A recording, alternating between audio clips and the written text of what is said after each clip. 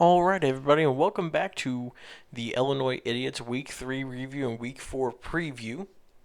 So let's just go ahead and jump straight into the scores from last week. Taking a look at first at your Rain City Bitch Pigeons facing Deshaun the Dead. We had Deshaun the Dead coming in with the victory at 131.8 to 119.6. He had incredible games from Deshaun Watson, Greg Olsen, and the Bears defense, who both got him 20 points or higher, which really helped secure the win. I had Alvin Kamara, who got me 37, but other than that, my next highest is the Packers defense at 13. After that, no one really got more than 12 points. The lowest I had was 7 point. Well, it was 6.9 actually, looking at Marquise Brown now. So that makes your Rain City Bitch Pigeons move to 1 and 2, while Deshaun the Dead also moves to 1 and 2, but moving in the right direction. Unfortunately, Deshaun the Dead's bad luck does continue, and Saquon Barkley is going to be out for the next couple of weeks. I wish him the best of luck and see on how he navigates that terrain. Next, moving on, you've got the Green Bay Pack Attack facing the Old Goat.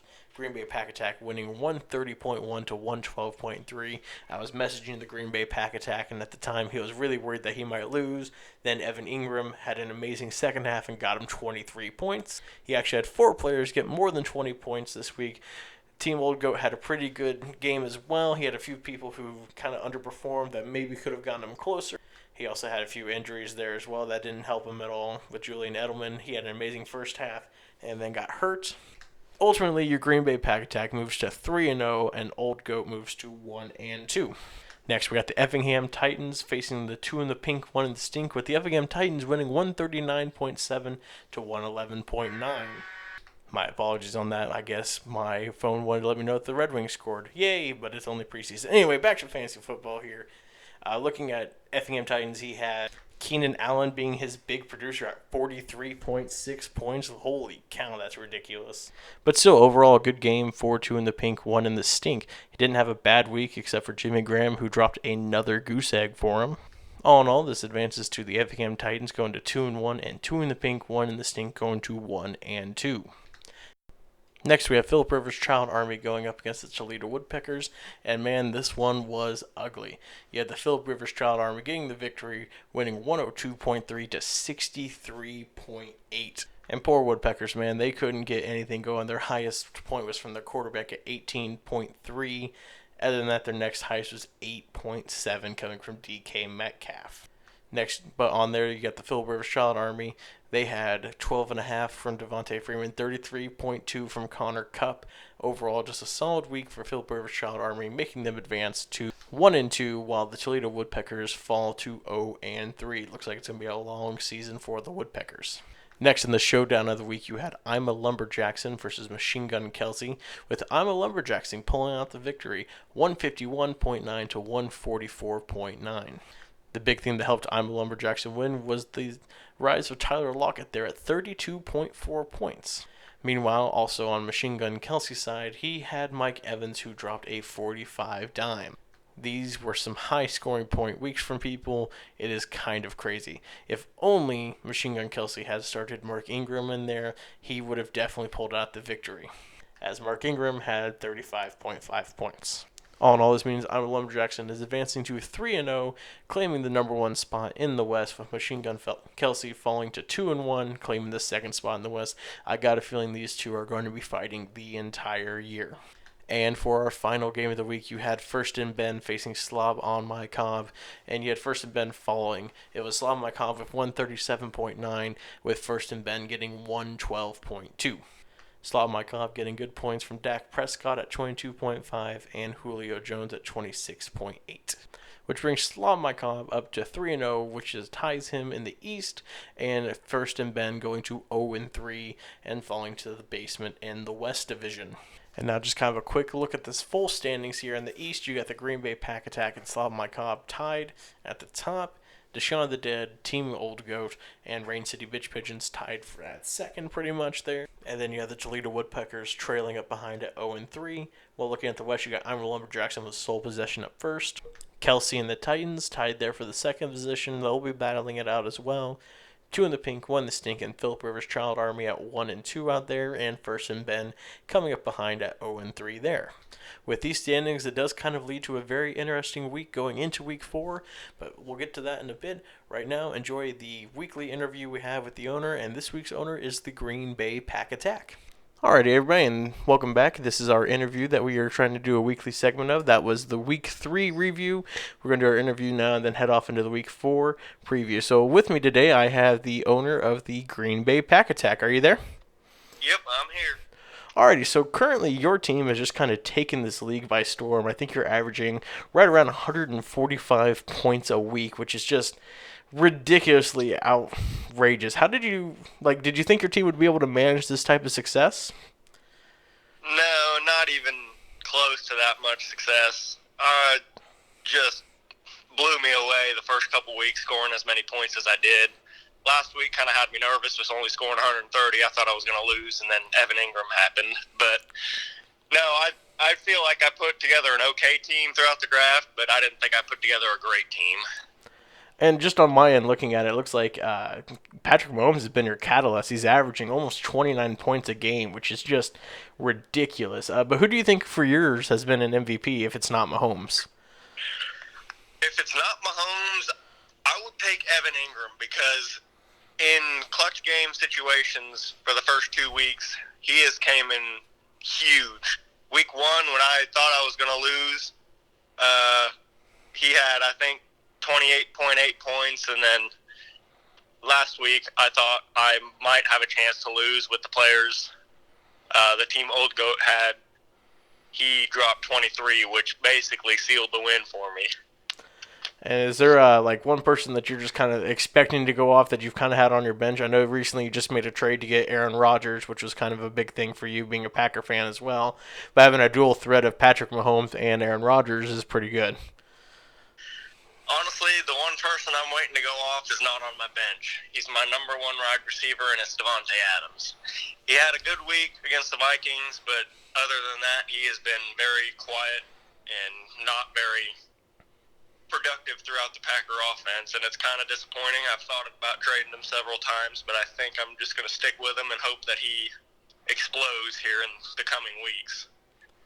Is there, kind of looking at the other teams around the league, is there one team that kind of scares you? I mean, right now, clearly you seem like you're the team to beat right now going into it. You're 3-0. You're averaging the most points per game. Is there a team that kind of scares you, though, that you look at and go, man, I really don't want to have to face them come the playoff time? Yeah. It'd either be I'm a Lumberjackson or Machine Gun Kelsey, which I just made a huge trade with, which could bite me in the end, but I wanted some players. But both of those teams have put up some solid points each week, or projected solid points each and every week, and yeah, those are the 2 teams that really scare me. Other than bye weeks and stuff like that, I think I can manage my team and get everything going and get wins that I need to throughout the season. Okay, and just kind of looking at it, also, is there one team that is like your biggest rival that you have to say? And then how far do you think your team can go? I don't know that I have a rival. I would say the game versus 2 in the pink, 1 in the stink was kind of a rival game because we're pretty close friends, and then the game between me and you will be kind of like a rival game since we're also close friends. But as far as my team will go, I'm hoping to make the finals. I think as long as I don't have injuries and I can play the bye weeks properly, I'm hoping that my team can get me there. Well, all right. Well, I'd say you have a pretty good chance just looking at your roster. Your team is putting up consistent points all the time throughout the averages, so it'll be hard trying to beat you. Yeah, I hope that's the case for most people. Alrighty, well, hey, thanks for stopping by, and we'll try and have you on later on, maybe even for the championship, and you can do your victory speech and everything, but we'll just see how the season goes. All right, thanks, man. All right. I'll talk to you later. All right, see you. Alright, everybody, and welcome back from listening to the interview. Now we are on to the Week 4 preview. Let's start off by looking at some of the trades that are going to be affecting this week. First, one of the bigger trades that happened, we have Machine Gun Kelsey trading with the Green Bay Pack Attack. Kelsey traded Aaron Jones, Joe Mixon, and Calvin Ridley for John Ross III, and the big piece moving in here is Dalvin Cook. Dalvin Cook has been pretty reliable for the Green Bay Pack Attack. Let's see how he can do for Machine Gun Kelsey. The next big trade also involved the Green Bay Pack Attack. He traded Carlos Hyde and Kerryon Johnson to the I'm a Lumberjackson to get Marlon Mack. Probably trying to fill the void that Dalvin Cook had left. We'll see on how much that will fit going into the future and see on if these tinkerings will affect the Green Bay Pack Attack's chances and his scoring that he has been putting up ridiculous amount of points in, or if it's only going to help him. But he wasn't done there. He ended up trading Russell Wilson and TJ Hawkinson to 2 in the pink, 1 in the stink for Aaron Rodgers. He now has Patrick Mahomes and Aaron Rodgers as his 2 quarterbacks. This is getting ridiculous. I made a trade this week as well. I traded Sony Michel to the Toledo Woodpeckers for Josh Jacobs, the running back out of Oakland. Hopefully he can be a little bit more consistent than Sony Michel has, as he won't be splitting carries out there in Oakland. And for the final trade this week, we have Machine Gun Kelsey trading Austin Eckler and Darren Waller to Deshaun the Dad for Le'Veon Bell. That was probably the biggest trade, in my opinion, that happened this week. I feel like Machine Gun Kelsey trading Eckler, as I just read earlier today, that Melvin Gordon was coming back to the Chargers.